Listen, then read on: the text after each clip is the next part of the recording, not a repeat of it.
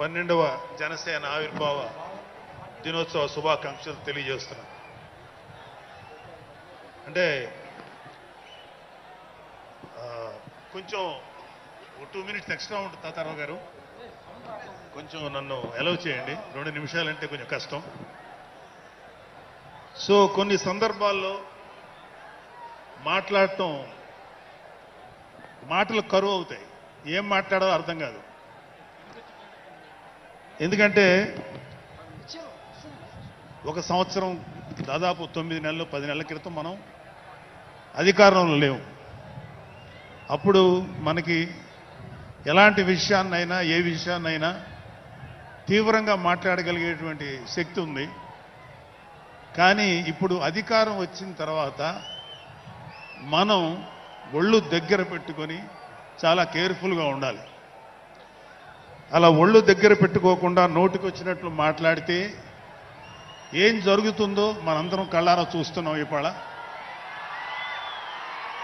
అహంకారం తలకెక్కి నోటికొచ్చినట్లు మాట్లాడి చిన్న పెద్ద తేడా లేకుండా బిహేవ్ చేసినటువంటి మాట్లాడినటువంటి కొంతమంది ప్రతిపక్ష అని చెప్పలేములేండి, ప్రతిపక్షం లేదు కదా, నాయకులకి ఏం జరిగిందో తెలుసుకున్నాం. కాబట్టి ప్రతి మాట ఆచితూచి మాట్లాడాలి. సో అందుకని కొంచెం అది కూడా కాకుండా మేమందరం కూడా మాకు కొన్ని లిమిటేషన్స్ ఉన్నాయి. మన ప్రెసిడెంట్ గారు ఏమాత్రం ఒక మాట తేడాగా మాట్లాడినా ఒక ఏ విధంగానూ స్పేర్ చేయనటువంటి వ్యక్తి, ఒక డిసిప్లైన్డ్ లీడర్ ఆయన. సో ఆయన ఆధ్వర్యంలో చాలా జాగ్రత్తగా పనిచేస్తాం, జాగ్రత్తగా మాట్లాడతాం. Thank you very much. అసలు ఒక 12 సంవత్సరాల కాలం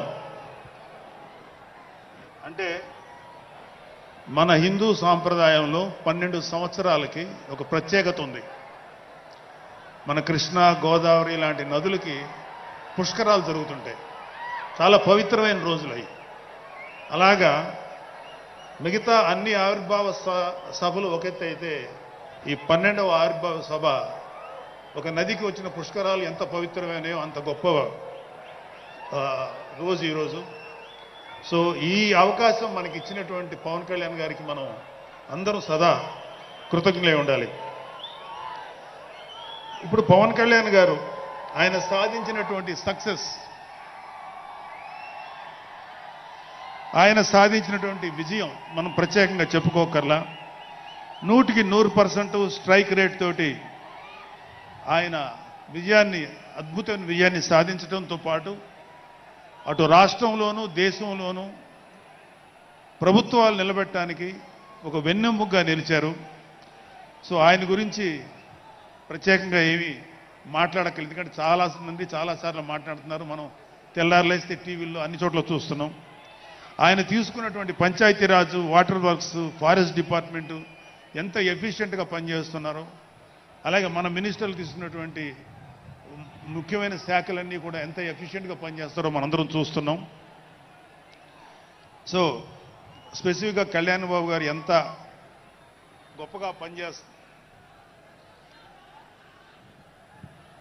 గొప్పగా పనిచేస్తారని మనమేమి ప్రత్యేకంగా మాట్లాడుకోకర్లేదు.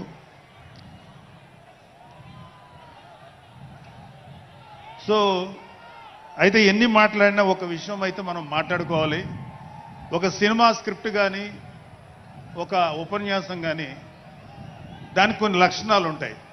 అంటే ప్రతి స్పీచ్లోనూ ఒక హీరో, అంటే ఒక సినిమాకి చెప్పిన ఒక హీరో, ఒక విలను, ఒక హీరోయిన్, ఒక హాస్యగాడు, ఇలా ఉంటారు. సో మనం వైసీపీ హాస్యగాళ్ళ గురించి చెప్పుకోకుండా ఈ స్పీచ్ని ఎండ్ చేయలేం. ఎందుకంటే